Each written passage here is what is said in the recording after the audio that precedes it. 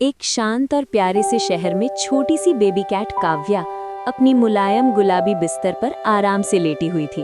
उसकी बड़ी बड़ी नीली आंखें धीरे धीरे बंद हो रही थी। बाहर हल्की हवा चल रही थी और चांदनी खिड़की से अंदर आ रही थी। अचानक खिड़की के पास से एक रेनबो रंग की चमकती मकड़ी धीरे धीरे रेंगती हुई अंदर आई। उसकी चमकदार टांगे 7 रंगों में चमक रही थी।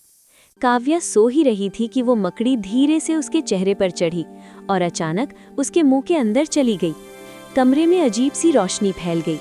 काव्या का शरीर चमकने लगा। कुछ ही पलों में वो आधी बेबी कैट और आधी मकड़ी बन गई। उसकी एक आंख सामान्य थी और दूसरी हल्की बैंगनी चमक रही थी। उसकी पीठ से 4 पतली मकड़ी जैसी टांगें निकल आई थी। काव्या डर गई। मम्मा, मम्मा!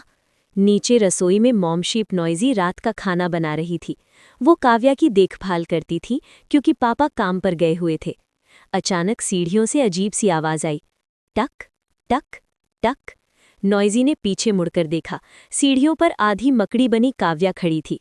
उसकी आंखें चमक रही थीं और उसकी आवाज थोड़ी भारी हो गई थी। नॉइजी डर गई। ये क्या है? काव्या बोली। मम्मा, मैं काव्या हूँ। लेकिन डर के कारण नॉइजी ने पास रखा झाड़ू उठाया और उसे मारने लगी। काव्या रोती रही। मैं आपकी काव्या हूँ। डर के मारे नॉइजी ने उसे घसीटकर बाहर ले जाकर कूड़े वाले डस्टबिन में फेंक दिया। थोड़ी देर बाद कूड़ा उठाने वाला कैट आया। उसने डस्टबिन उठाया और सारे कूड़े को शहर के बड़े कूड़े के ढेर में फेंक दिया। अंधेरी रात, ठंडी हवा और कूड़े के ढेर में आधी मकड़ी बनी काव्या पड़ी थी। वो कमजोर हो रही थी। तभी आसपास से कई छोटे छोटे चूहे यानी रैट बाहर आए।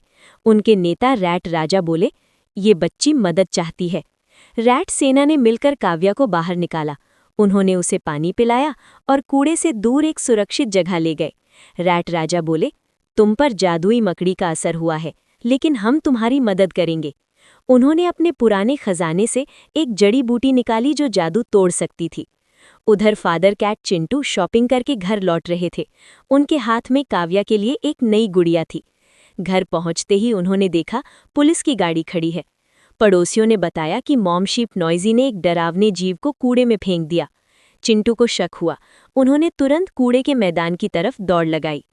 कूड़े के मैदान में रैट सेना जड़ी बूटी का लेप काव्या पर लगा रही थी। धीरे धीरे उसके शरीर से बैंगनी रोशनी निकलने लगी। मकड़ी वाली टांगें कांपने लगी। तभी चिंटू वहां पहुंचे। काव्या!